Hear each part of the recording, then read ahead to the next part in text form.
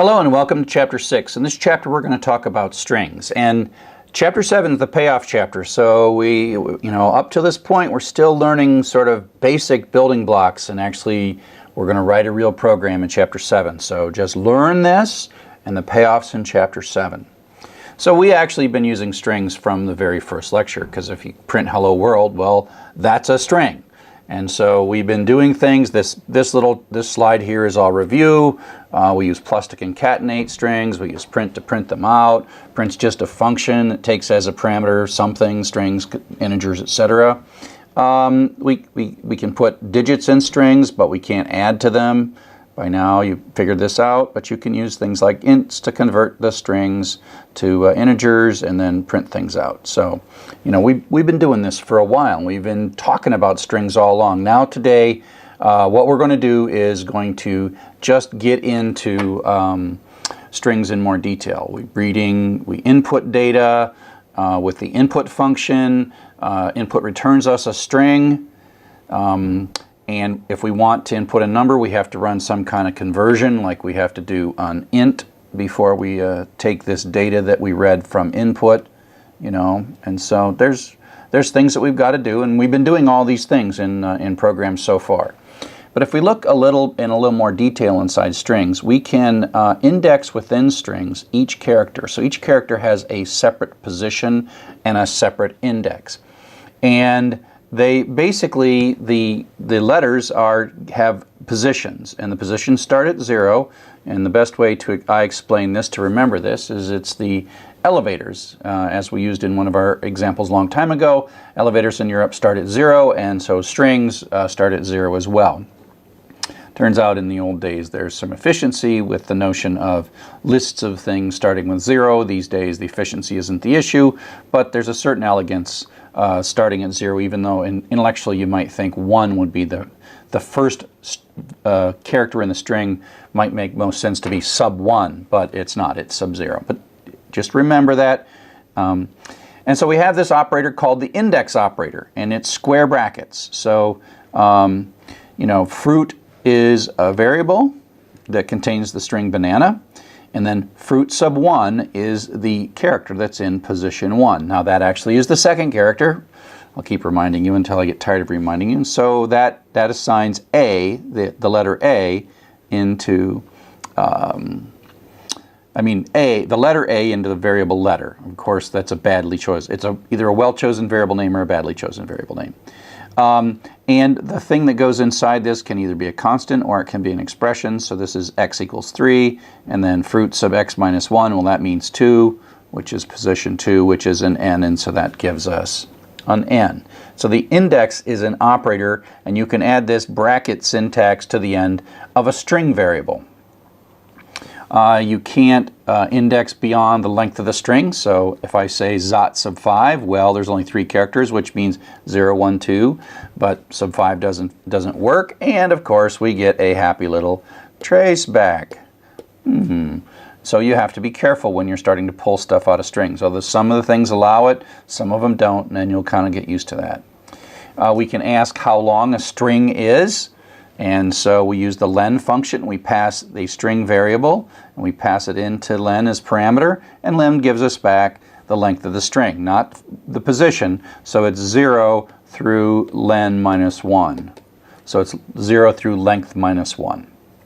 So length is just another function that we've been doing functions now for a while. You pass in a parameter, and then len does some work, and out comes 6, and that goes back into x, because the function has a residual value. It just happens to be a built-in function.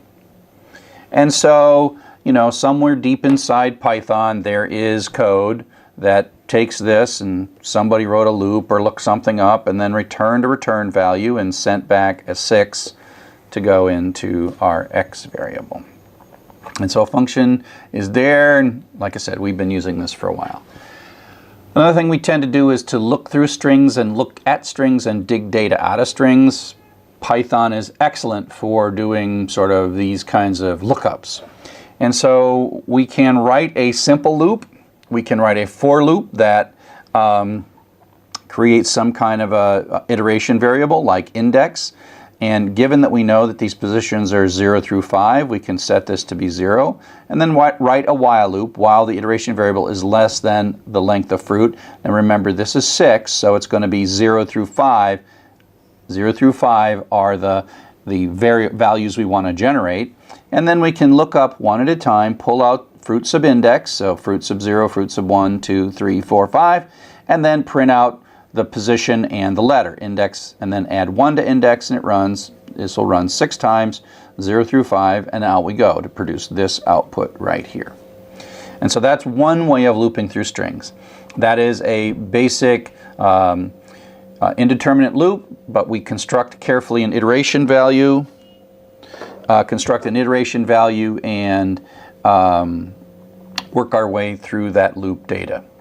The other way is to use a determinate loop, a for loop. And generally when we are able to use a while loop or a for loop, all else being equal, we generally prefer a for loop. And so here we have the for keyword and fruit, and it's an in.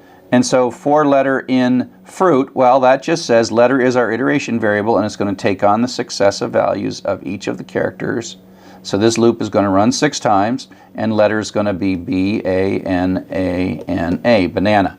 I'm always terrified when I make these slides that I'm going to misspell banana, because somehow I always think that there are 2 N's somewhere. I don't know.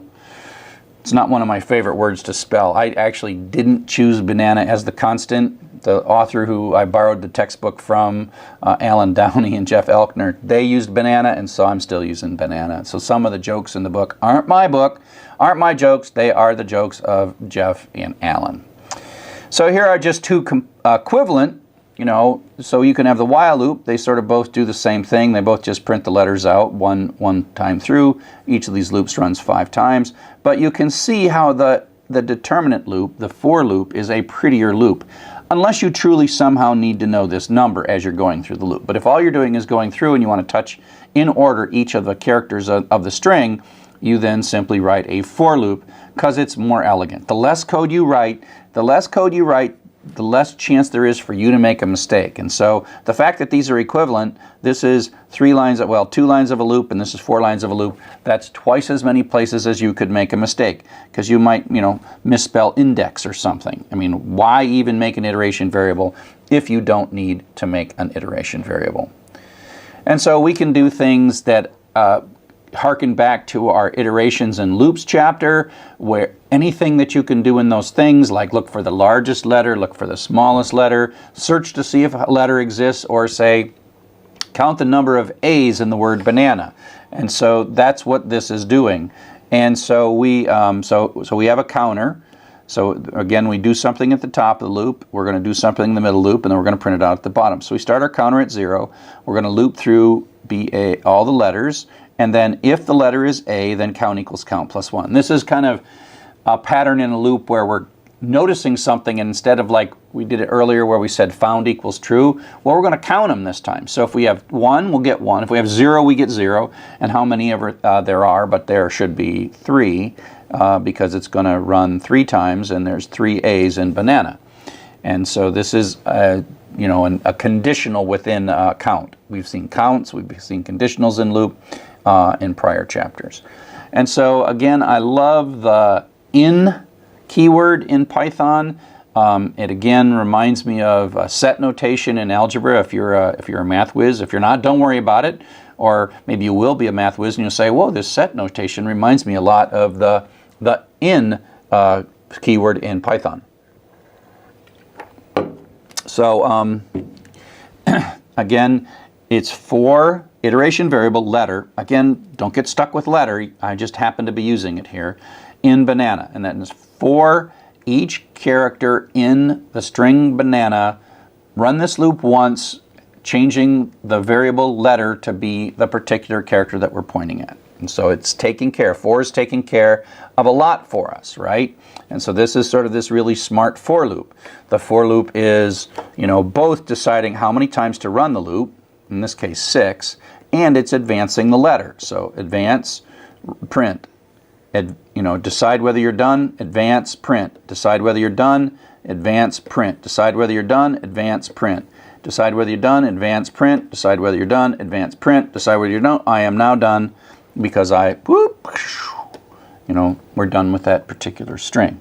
And so you can think of the for as, magically doing all of this for you, of both deciding how long to run the loop, when you're done or not, and moving down through all the successive letters in the loop. So up next we'll talk a little bit about additional things that we can do with strings.